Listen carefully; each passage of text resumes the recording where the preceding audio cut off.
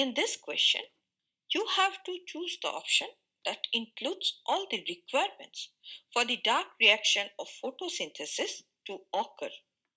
Now, the dark reaction of photosynthesis, which is also known as Kelvin cycle, occurs in the stroma of the chloroplast and it does not directly require light.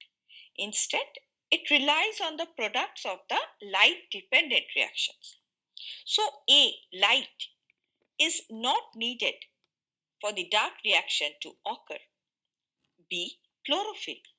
Now, chlorophyll is essential for capturing light in the light dependent reaction, but it is not directly needed in dark reaction.